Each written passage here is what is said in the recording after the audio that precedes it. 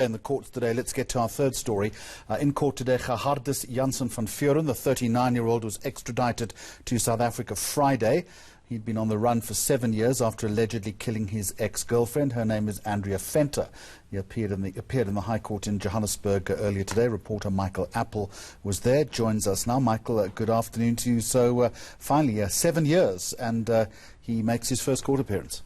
Yeah, just to give a bit of background to how we got here, 2nd of May 2011, he is alleged to have very brutally murdered Andrea Venter with a pocket knife, and then he tried to commit suicide on the spot.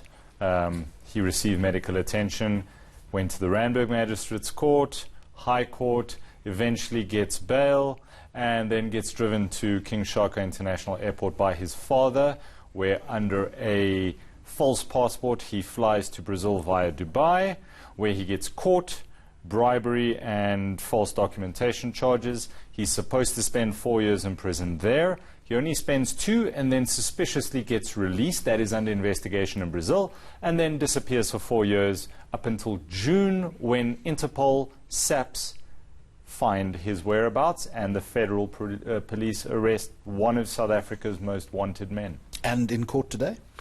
Yes, very first court appearance, and it was just a formality. He is going to use the services of legal aid. He doesn't have much money in the bank, and they need to prep for pre-trial, which will take place on the 6th of November. So by then we will see whether the prosecutors are going to add any charges of evading justice for 7 years. But because the cases would run concurrently, as I understand it, it wouldn't make much difference. They want to get him on murder. You've got a busy day today, from a man being captured to state capture within the next hour or so. Should be fireworks, or potentially could be fireworks at Zondo. Yeah, so let me switch my brain over to state capture. This is the 1.4 billion rand Free State housing project, which dates back to 2010, 2011.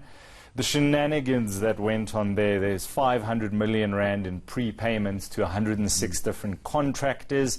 This was illegal, it was unlawful, there was no open tender process.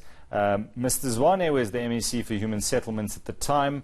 I didn't cover his testimony last time, but I read very famously that when they put it to him, have you ever read the Housing Act?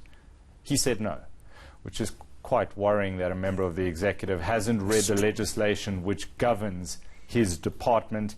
He didn't come off looking very good the last time he testified. I suspect there are going to be a lot more questions around his role in how these 106 contractors were chosen, and the legality around R500 million in prepayments. A lot of the contractors had never done any work, had no experience in building houses, and as we understand it, they bought sports cars and didn't build houses. I was in the Free State last week, and I can corroborate this. All right, Michael Appel, thank you very much indeed. And as I say, that starts at around 2 o'clock this afternoon, and we are scheduled to take it live on the channel. Now,